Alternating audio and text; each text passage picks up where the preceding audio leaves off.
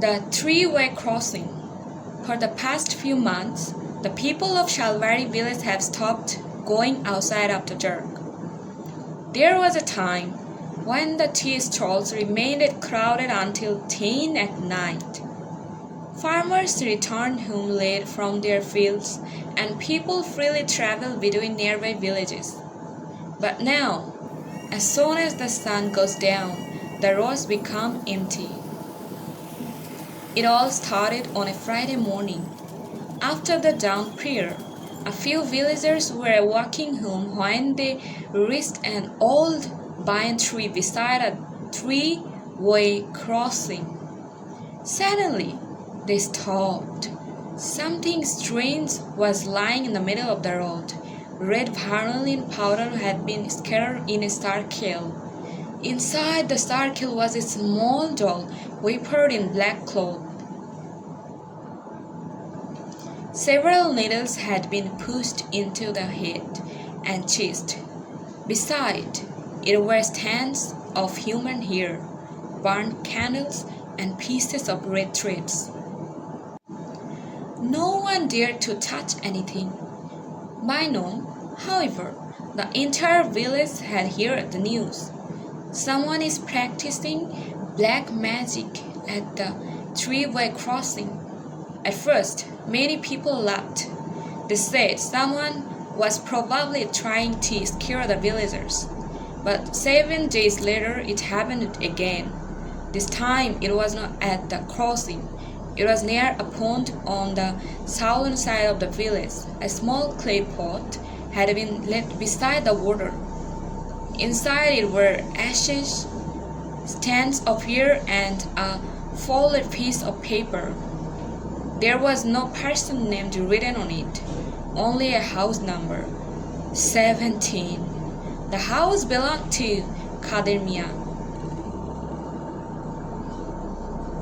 2 days later, 2 of his 3 cows suddenly became seriously ill. That was when people began to worry because every week similar objects started appearing somewhere in the village, sometimes outside someone's front door, sometimes inside a bamboo grove, sometimes beside the cemetery. And strangely, whenever those objects appeared near a particular house, something bad seemed to happen to the family within the next few days. Someone becomes sick, a serious family argument suddenly began. Livestock died unexpectedly. Businesses suffered unexplained losses. The villagers could no longer dismiss everything as coincidence. But one question remained unanswered. Who was leaving these things behind? A group of young men from the village finally decided to stay awake at night and watch the roads. Nothing happened on the first night. Nothing happened on the second. But on the third night, they hid behind an abandoned shop near the three-way crossing. It was almost 2 in the morning when one of them noticed movement on the southern road. A shadowy figure was approaching. The person walked slowly, carrying a cloth bag. After reaching the crossing, he looked around carefully and sat down. Then he opened his bag. He took out red thread, a small doll, some powder, and a folded piece of paper. The young man did not wait any longer. They switched on the flashlight and rushed toward him. "Who are you?"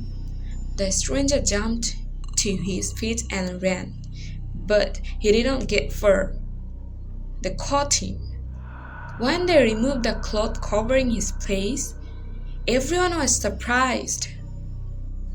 He was from a nearby village.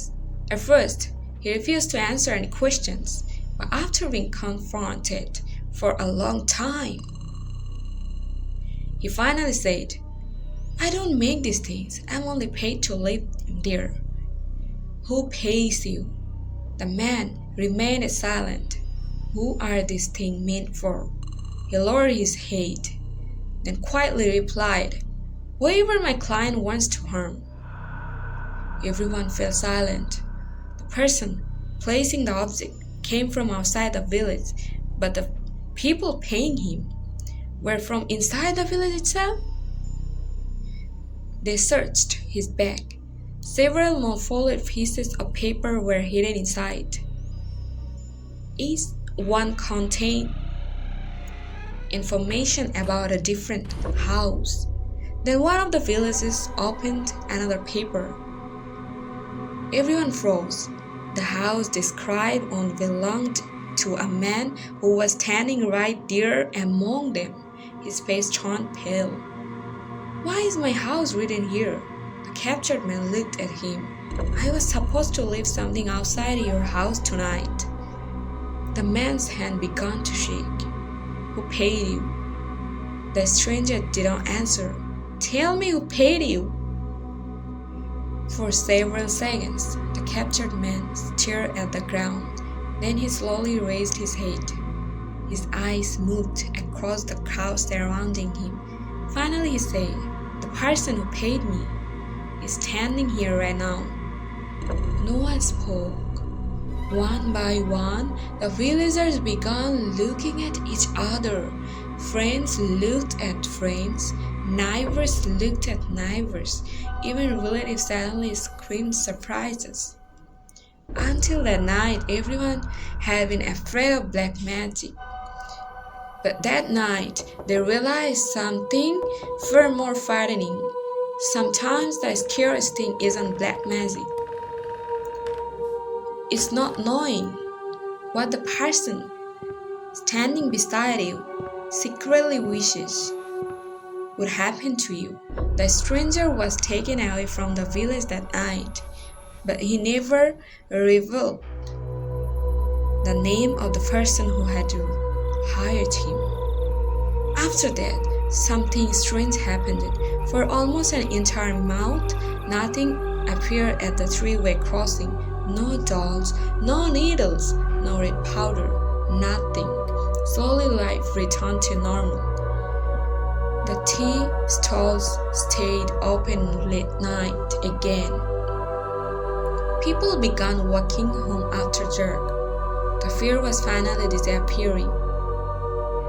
Until exactly 1 month later, on Friday morning, a villager passing the old banyan tree suddenly stopped.